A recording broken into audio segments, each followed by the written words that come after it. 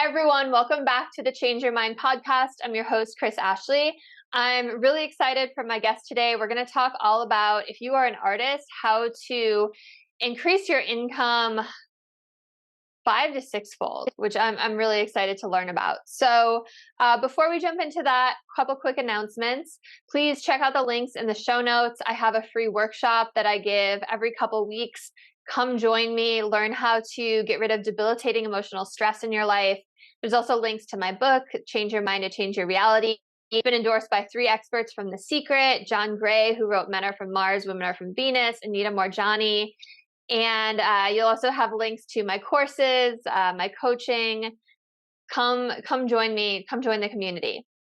All right, so hi, I'm Kris. When I was younger, I went through trauma that caused me to feel broken and lost. But my life changed after I had a spiritual awakening. Since then, I've dedicated my life to studying and learning from masters all around the world that have helped me to create a life of fulfillment and abundance beyond my wildest dreams. Now I'm dedicated to sharing everything I've learned so that you don't have to suffer for decades like I did. I've seen people's lives completely transform, and I share it all right here. With me today, I have Samantha Kaplan. Samantha is a professional artist on a mission to create a world for artists and creators where it's normal for them to pursue their craft as a full-time business, knowing that they can achieve millions of dollars doing so. Her journey started when she went out into the world, starting a business with her art, discovering that most artists in art business programs were barely making any significant income that was life-changing, and to her that didn't sit right. She believes that when artists are able to expand their minds of what's possible for them, create solid luxury brands that support the type of clients and collectors they want to attract, and effectively put those brands into action, the world is their oyster. There's no limit to how much money they can create. So welcome, Samantha. Thank you so much for having me. This is awesome. Yeah, I'm excited. We've had a few episodes about mindset and business, but not specifically about artists. And I think I'm imagining what you're going to teach us today can extend to any number of types of businesses. So if you're listening and you're like, I'm not an artist, don't skip this one. Yeah, Yeah, go ahead. I was going to say it really applies to any creative business because it's like there's a few different things with as an artist, but as a creative business, the same principles apply. Yeah. So I like to start all my episodes the same way, and that is by asking my guests to tell me their origin story. So what is it that put you on this path and made you decide that this is what you want to do with your life? Yeah, it's such a good question. Well, I graduated from college around December 2015. I pursued 2 degrees, and my college experience, like you hear people who have this like their college experience is like the best experience of their lives. That was not the case for me. I worked all day, every day, like till 3, 4, 5 a.m. Like that was my life. And I was also dealing with like this. My parents were going through this crazy toxic divorce while I was going through all that. So it was just college for me was just this one major emotional roller coaster of just trying to survive and figure things out as like try to put emotions aside, which is not an easy thing to do, and do all and just do.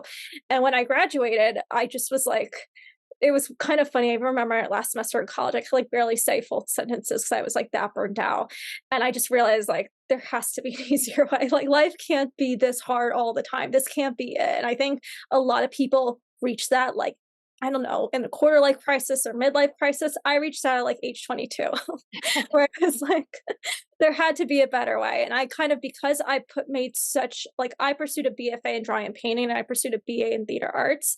And because I spent so many hours, like tens upon tens of thousands of hours, like perfecting my craft, I wasn't okay with like just doing all this work and then giving it up. Because you see a lot of people who go to art school and that's what happens. And it's really sad, but it's just the world we live in because art school doesn't prepare you to really make a living or create a business or a career out of it. They say like, try to get in galleries, apply to a few things and good luck. But that's all they really give you in terms of career development in terms of that. So what was very interesting for me was when I was graduated, that was like around December 2015. And around the time there was just the beginning of Facebook ads. Facebook ads weren't like what Facebook ads were today. And so it was kind of like it almost felt as organic as blog posts were, or how pages used to be. And there was this one ad about this one artist who made 100K selling her work. And that was very interesting to me because it was like not stuff you heard about back then. So I remember hearing her story and learning about her. And I didn't end up working with her, which I think ended up being a blessing in disguise because she wasn't the right person for me. But hearing her story showed me, oh, it's possible. Oh, there's a path. And what I really learned about her the most was this idea of entrepreneurship, that you could become an entrepreneur as an artist. So I took that and ran with it and really learned all I could have learned about art business and entrepreneurship. And I joined several art business platforms, art business programs. And this is kind of where I started seeing that gap, where it was like you were just seeing people do it. Like you have these people who would sell you into these things, and then you're in it and you're like, why is anyone barely winning here? Like, it was one of those things that just didn't make sense to me. And when I was doing that, I was also, of course, seeing ads from other entrepreneurs and seeing other things and seeing other ways you could drive traffic, or, you know, all the different things you see when you're starting a business and you're introduced to all this new information. And what was very interesting is like I was being introduced to people like Melissa Griffin, Lewis Howes, and then all the people that Lewis Howes interviews on his podcast. And it really started to shift how I think. It made me realize like, oh, like everything I was taught that I thought was true actually isn't. And it really allowed me to really start seeing like, wow, there's this interesting thing. I see that all these other entrepreneurs, like they're going out there, they're building 7, 8, 9-figure businesses and beyond. And you barely see that in the art business space. And I was like, why is there this gap? What is that missing link? And that kind of led me on this journey to really discovering what it was. Because it wasn't I just didn't feel like something didn't feel right. The fact that, like, first of all, with the law of advice I was being given, it just didn't feel in alignment. I was like, knew there had to be a better way.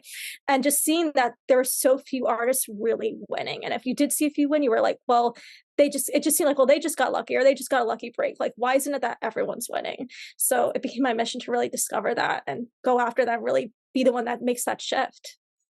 Yeah, thank you so much for sharing all that. I actually went to art school as well. I got my undergrad in creative writing and my master's in fine art and creative writing as well. So I saw a lot of that happening in the fiction and nonfiction writing realm as well. And I like that you touched on, you can be an entrepreneur and an artist, but they're two different skills, right? Creative skills are so different than the skills you need to run a business. So you just need to learn those skills, right? And you mentioned a missing link. So what was that missing link that you found? So the two big things that I found, it's like an internal and external thing. So it's like, and I know this because you talk a lot about the internal work. So there's the internal work in terms of identity, and there's the external work in terms of branding and how you're positioning yourself. And they kind of go hand in hand. It's like you could establish this incredible brand, but if you don't step into it, nothing's happening with it. If you don't step in to become the leader for it, if you don't get out of your own way, if you don't heal, I don't know the fancy way, heal your shit. If you don't heal that stuff, it's going to be following you along. And I think this is where a lot of artists, because we as artists, more often than not, are empaths. Like we take on energy. That's what allows us to create our work. It's like we don't realize how our limiting identities of ourselves are actually limiting the income that most artists bring in. Yeah. So how do you get someone to heal all of that stuff, to get rid of that story that they've been telling themselves?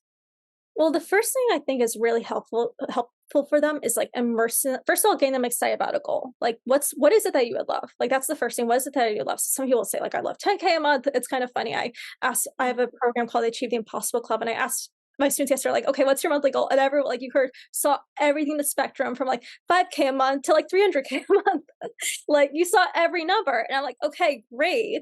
What can you do to align to that goal and start aligning to it, and start noticing as you're trying to align to it, what's everything that's coming up that's preventing you from aligning to it? Because that's showing you that's all your stuff that's preventing you from aligning to manifest, to create that goal, to receive that goal.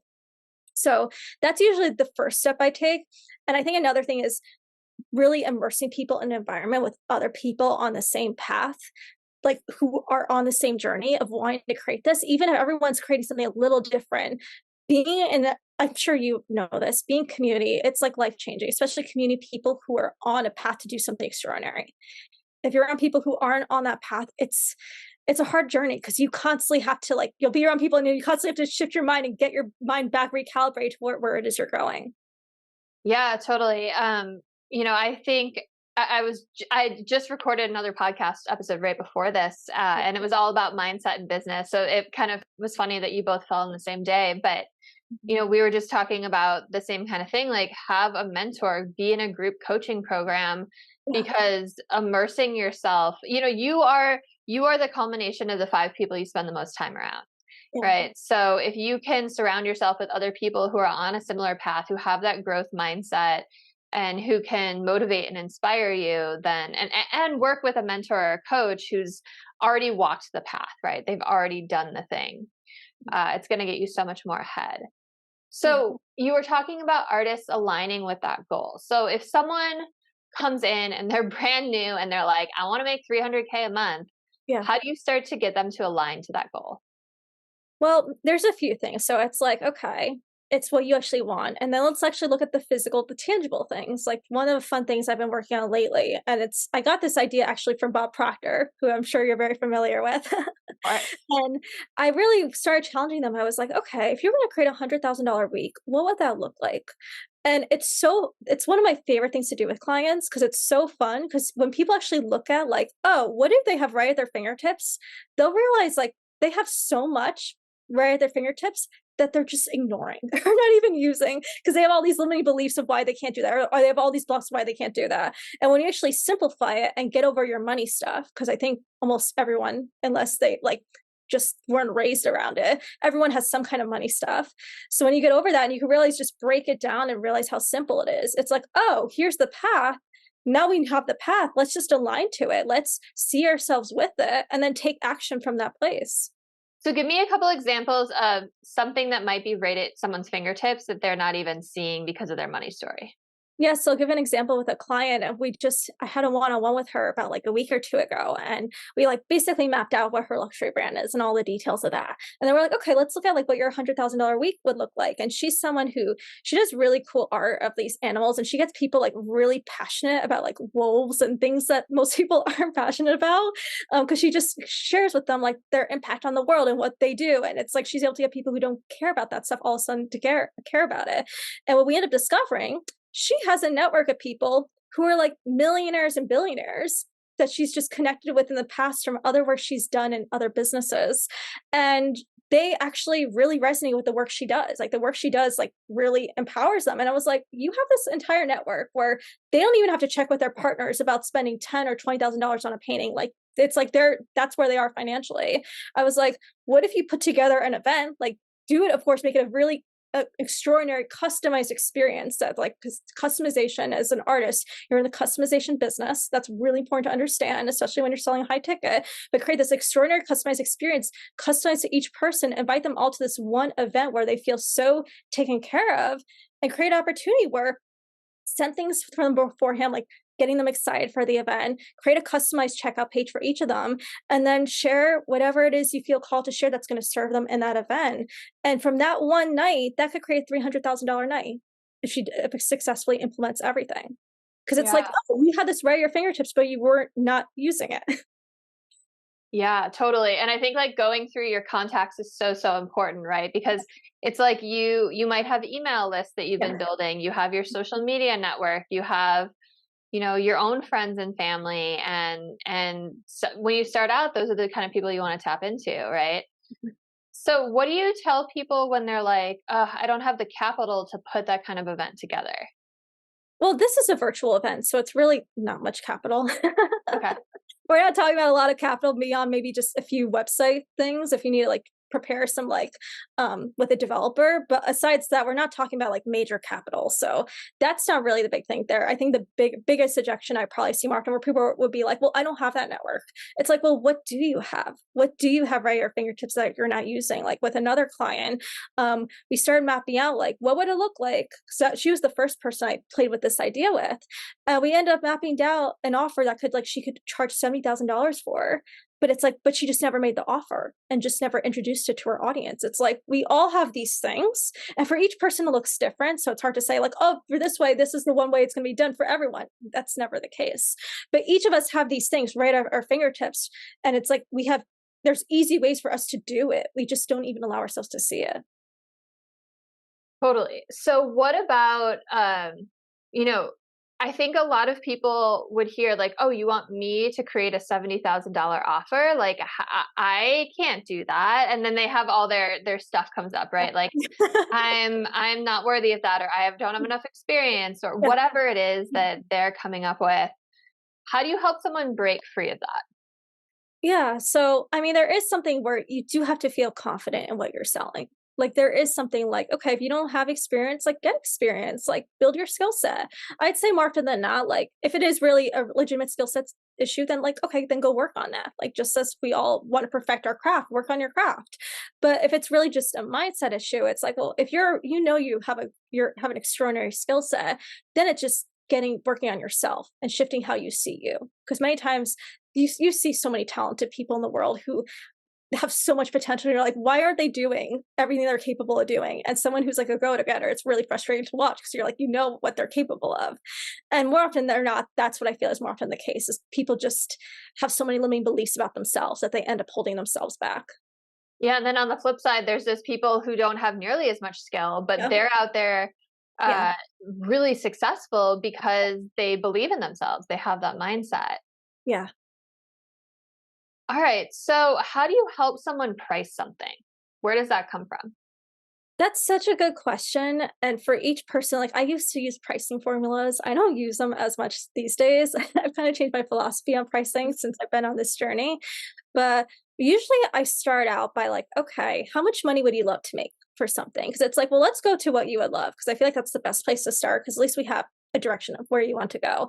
And if they're like, okay, I would love to sell this for 5,000. I love to sell this for 10,000. It's like, okay, great. Do you feel like it's worth that now? And if the answer is no, this is where I say like, okay, maybe we have to do a few things to amp up your skill set or make it a better painting. And maybe there's a few critique things we could do to help you with that. But so often that's the first place where it's like, okay, if it's not that, what do we need to do that? But if it is that, okay, then which beliefs do you need to shift to be confident to sell that at that price? And usually that's more of it. Like sometimes it's like, okay, this painting could be better and let's support you in making that, working with space and composition and just all the different things that comes with creating a really great painting or a really great piece of art. But let's look at, okay, what shifts, once you have that down, what shifts do you need to make within you to feel confident to sell at that price point? And then another thing is, are you positioning yourself to sell at that price point? This is where I think branding is really important. Establishing yourself as a luxury brand is really important, especially as an artist. Yeah. So, what kind of shifts do people usually need to make? It's usually, it's often just permission. And it sounds so silly and so simple, but many times it's like, they're like, oh, I like to do that. I'm like, okay, go do it.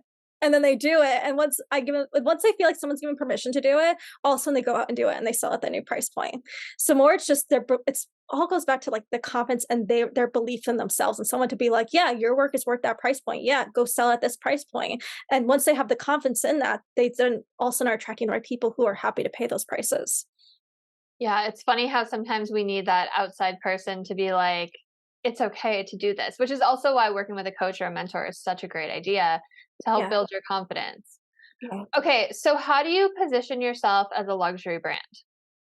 Yeah, so I've been developing this whole kind of formula and system with how you do it, but there's several key components that are involved in it. Like the first thing is knowing what is it that you're building. That's the first thing, and it's so simple, but most people don't even. If you ask most artists what is your building, most of them can't even give you like a 2-word or 5-word answer. Like they don't even know. They're just kind of like puzzled. They're like, I don't know. Like some extra income. I'm like, well, that's not going to build a luxury brand and business. Like you need to have clarity. Like intention, I say it's so simple, but it's the first thing. What is it that you're building? Once you know what it is you're building, it's like, okay, I want to create this extraordinary, I'm just going to throw it out there. I want to create this extraordinary multi-million-dollar business that's meant to help spiritual entrepreneurs. Like, let's say that's your niche. Not saying it is, but let's say it is, for example. Okay, great. Okay, what is the frequency of that brand? This was actually a concept I learned from Jeffrey Perlman, who's the founder of Zumba. And I love this idea because we talk about frequency in the like manifestation space, but it's like, think about your brand has a frequency. Your brand has a feeling that when people interact with your brand, like there's a certain feeling. And as a luxury brand, you want to establish what that feeling is. Because if you're very clear what that feeling is and you make sure that permeates through everything that you do, it's way more likely that your people are going to experience the feeling that you set the intention for them to experience. So that's the second piece. And then the third piece I often look at, it's like, okay, well, what is that world? What's the world of your brand? Like who lives in that world? It's like, I like to compare it to like, I don't know, if you were familiar with like theater, but like the world of the play. And it's like, and when in the world of the play, there's only certain sets that exist. There's only certain environments, there's certain costumes, there's certain people, there's only certain people that could live in that world. Well, in your business and your brand, what is that world for your business and your brand? And the fun thing is you get to create that world. You get to decide what that world looks like. You get to decide who hangs out in that world. You get to decide what's the experience of that world. What's like another analogy I to use, like if your brand had a planet, what would that planet look like? Who would live there? What would it feel like? What would be the different offers in that planet? So I like to look at that. And then we look at like brand personality, and we look at the brand mission and the values and just the offers and all the I'm trying to think of like all the because I've been putting all this together and like in a document and program and stuff, but all these different pieces of what's really going to allow you to stand out. Yeah, and as someone who has a background in digital marketing, I'm tracking you for sure. So here's my question. I love the idea of so often we hear of like create your perfect avatar, Yeah, and you're making it more of a kind of a fun imaginary like creative thing, which yeah, works well with your artists about create your own world and who are the people in it. So then once you do that, yeah. how do you reach those people in that world? Well, I think once you know who those people are, because like ideal client, that's a huge piece in it. Because the way I talk about branding, it's like the marriage of like, okay, this is your mission, this is your calling, this is what you're here meant to do. And here are your ideal clients, and they have to come together. It's not like only your world or only their world. That's how they come together. It's designing something that works for both of you. So I think it's like understand like who are these people that I could serve better than anyone else. I actually heard this term and I learned it from Regan Hillier, and I think between her and Mind Valley, I don't know who coined it first, but this idea of your soulmate client and collector. And I love that concept because it means like the people you could serve better than anyone else in this world. And I just love that concept because it kind of takes the whole idea of competition. Like there's no need for competition when you could just accept, oh, I have people that I could serve better than anyone else. And so do these people as well. There's enough for everyone. But understanding, okay, who are these people? And then where do they hang out? Like, where do they hang out? Online and offline. How can I get in front of them? Who already has that audience? How do I need to speak to them for them to care? Because that's the thing. You have to give your people a reason to care. You have to give your people a reason to pay attention. Otherwise, they won't. Yeah, absolutely. And I think putting yourself out there is so important, right? Trying to get in front of all of those people and creating a presence online and offline, right? So going to networking events Yeah. and creating all the content, right? Yeah. So how you've thrown out some pretty big numbers to me when we had Yeah. previous conversations. Yeah. How much do you multiply your clients' income by? So we've seen things as big and as fast as like 5 to 6 times in a month in 30 days. And I'll tell you, most of the work is related to internal work. I mean, some of it's external, like there's a few shifts like in pricing. The first thing I have clients do is like increase your prices because more often than not, most artists end up undercharging. I don't think there's any artist client I've worked with where I said your prices are too high. I don't think I've come across that artist yet, but never say never. But for most of them, they're undercharging. And it's like they want to hit these goals, but based on their prices, it makes it so hard for them to ever get to those goals. Like their prices are literally keeping them stuck where they are year after year. So the first thing is like, okay, let's increase your prices. Now that we've increased your prices, okay, many times, it's really funny. I think of like two people that pop up in my mind instantly. Like we didn't even really create a plan for those two people. It was just kind of like we set a goal, this is what we're going to do. And it was just so much of just getting them in alignment with that goal, with that vision, and getting them into a place where they just knew was going to happen. And with the first client, it was like literally like magic. No, the best way I could describe it was like after she signed up to work with me, it was like within 20 to 48 hours, she had a sale on her website from someone she hasn't spoken to in a while. And then she got accepted into this gallery, and then this gallery made one sale here, and then she had another sale on her website, and then she had two people who tried to buy the same painting on the same day in a gallery here. It was like all these synchronicities that like we could have never planned, and they literally just kind of fell into her lap. And it was like so much of it was just her shifting her energy. Like this just shows you the power of our energy, of our thoughts, of our beliefs, and just our electromagnetic fields, and just the magic of when you shift what's there, what magic happens in your life. I have another client, and she had a similar story, but it happened differently. As like I said, you never could plan how all this stuff is going to happen, where she made like $20,000, maybe a little over $20,000 a year before in her art business. And then within like 30 days, she had like a $17,500 project like literally fall into her lap. So it's just like quite extraordinary. Like when you shift your energy and start elevating, and what was really funny about her is at that point hadn't even done a ton of work on her brand, and people were already telling her how she elevated her brand just because she started shifting. She just started shifting how she saw herself. She was just vibrating very differently. So everyone just started perceiving her so much differently, which changed her results. Yeah, it's really amazing because everything really is energy. So Yeah. how did you help these people shift their energy within 24 hours to the point where they were making these massive leaps and bounds?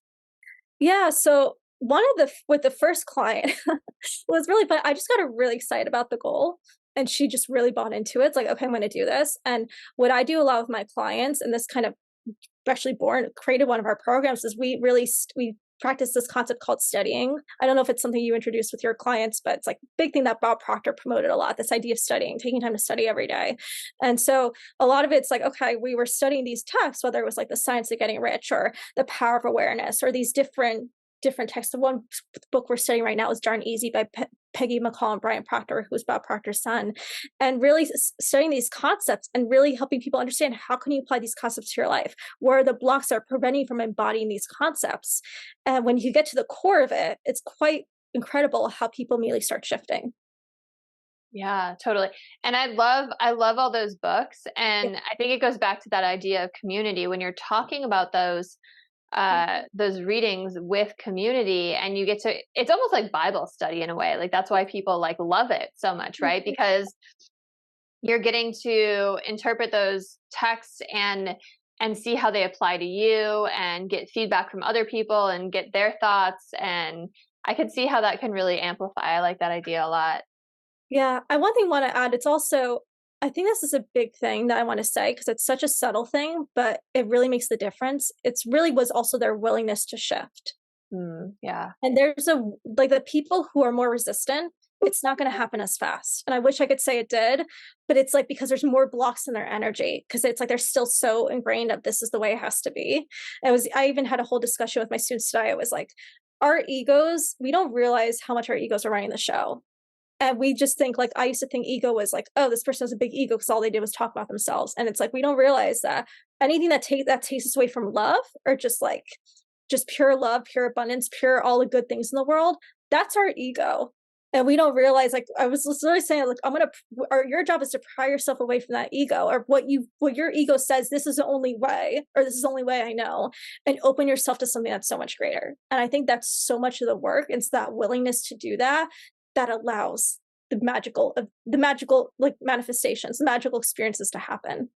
Yeah, totally. I think it's so important because you can't help someone that's not willing to help. Like someone's not going to change if they're not willing to change. You can't force Yeah, anyone to change. I All you know. can do is show them the path and say, hey, there's another way of thinking and being and doing in this world besides what you've already been doing.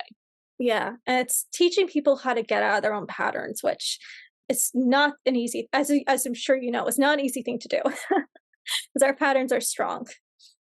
Yeah, and most of them have been in that pattern. That pattern's been around since they were children, Yeah. right? And it was taught to them at a very young age by someone else's pattern, right? Uh, That was very unconscious of their pattern. So, it really takes breaking that cycle yeah. and getting over your fears. And ego can show up as the realist, the cynic, the Yeah. it can show up in all of these different kind of ways, Yeah. because ego wants to keep you safe, right? It doesn't want you to leave your comfort zone because that's where it thinks danger is. But outside of your comfort zone is where the magic happens, right? That's where growth happens. Exactly. So it's something I've been really even just looking into myself lately, and I've really been studying within myself and really recognizing like how much is it running my life, and then I'm seeing with my clients and people who are like so set in their ways. Like when I say, okay, how can you do this, and they immediately go to like just a default answer, which I know is not going to get them where they want to go, and I'm like, let go of what you know. It will still be there, I promise, but put it aside for a sec and go to step into a new frequency. Take a step away from the ego, because the ego is trying to be so logical right now, and it keeps recreating what you already know and what you already have. And to get something different, you have to let go of that. Yeah, absolutely. So, how much of what you do is really built around this spiritual and mindset work versus, helping support with marketing and strategy and brand building? Yeah, I would say I wanna say so it really depends on, like, what people are immersed in, but I'd say at least 50-50, if not more. It's like, of course, you can't ignore the marketing and the strategy, like, and branding, like, I obsess over things like that, and it's so important, but that alone, if you're not, like, set on the mind I don't even like the word mindset because I think it's become such a generalized term, but if Totally. you're not set with the mindset, that like aligned piece of what you're creating, this is only going to get you so far. You can only get so far with this. Otherwise, you're going to just keep recreating what you've done before. So I think there's two pieces. Like if you want to master social media algorithms, sure, you could align to something and some miraculous thing could happen. But if you want consistency, it's like, okay, well, learn how to master it. Let's improve your content. Let's figure out how we can improve like those little things. Let's make it more on brand. Let's make sure everything's more consistent. Let's look at what's worked before and how can we create more of that. So like there's that piece as well. And I think that's really important. But if you're not doing this piece from aligned action, it's like it's going to be kind of in this battle of like, I'm doing all these things, but I'm not getting the result I want. And you're wondering why. And it's like, well, you're not in alignment. So, do you think most people who are feeling really stuck in their business, whether it's their business or their art, Yeah. do you think it's usually a issue with limiting beliefs and mindset and alignment? I think it's that. I think positioning also. I think it's positioning also what they're doing to grow their business. Cause then you ask, well, what are you doing? And they're like, well, I'm doing this, this, and this. And it's like, you could see how they're kind of like this new thing that I've really realized is like a lot of people build these hobby art businesses that keep them stuck, that are literally designed to keep them stuck. And it's like, well, if you keep doing those same things over and over again, sure, miraculous things could happen. But like, if you want a different result, you need to be doing different things. And those things obviously are probably not going to give you that extraordinary result that you want. So it's like looking at both pieces of the game. Like I do believe there is some strategy that needs to be involved. It's like, okay, if you want to create $100,000 week, you can't be doing the same things you were doing in your hobby art business to create maybe like $1,000 day. Like that's not gonna. It's those same actions are not going to get you that result. So I feel like you need both. So, talk to me more about that, about the positioning. And I'm trying to apply it like and just think about it in a way that's like a Yeah. broader reach but beyond just art. Like what would that look like in a normal business and how could people break out of that? Yeah. Well, I think it's going back to what do you want to be known for? Like, why should someone come to you over someone else? Like, that needs to be, Mhm. in my opinion, that needs to be so obvious. And if you don't know the answer to that, like, your business is in trouble because you can't give people a reason of why they should work with you. Not to come from like a competitive standpoint, just understanding what's the value that you bring to the table. And just understanding that and understanding you're building a brand based on that. So I think it's really understanding those key things. Because when you have a clear understanding of that, whether someone decides to work with you or not, that's besides the point. But at least you know this is who you're here to serve, and this is why you could serve them better than anyone else can. And it's that knowing and showing up as that person and position yourself as that person through your content, through your emails, through however you show up online or offline. Like that's such a key part in all of this. Yeah, absolutely. So, how much content do you recommend your clients put out every week? That's such a good question. I mean, of course, the more the better, but of course, like the biggest thing I say is like quality. Like look at what's doing well, look at what's your audience really likes and create more of that. So I recommend at least like I'd say at least 3 pieces of content a week because you need to stay relevant. That's a key thing. Like you need to stay relevant and people like and just choose your platform. Like you could first start one platform. Like it may be Facebook, it may be Instagram, it may be TikTok, it may be something else. But choose your platform and then just be consistent on it. And then when you get momentum there and you can get more support, then you could expand to a different platform. But I think I would say I would recommend at least, of course, sometimes life happens and, you can't always, sometimes you just need to pause for a second, but I recommend at least 3 times a week. So you're still visible. So people still, still know what you're about. They could still experience your work. You're still top of mind. Yeah, absolutely. And it's just such an interesting question to ask because there's so many different schools of thought. You Yeah. know, the TikTok thing is like just like quality isn't as important. Just get it out, get it out, get it out, feed the algorithm versus like Instagram is a little bit more like, no, we want really quality. Yeah. So it's interesting to just like hear. what different people recommend too. But I think what's really fascinating is study what's going viral. Like, I think it's really interesting with content. This is what I do with a lot of my clients. Study what's going viral, study the things that you've done that gone viral, and try to lean into that because that's giving you data. It's like, oh, this is something that people really want. How can I give them more of that? So So, smart. And like TikTok is such a great place to do that. You can just look up what the hashtags are trending that week, or what who's trending, and you can just see what they're saying and what they're doing, and not to just copy them, but yeah. to just get inspiration from it.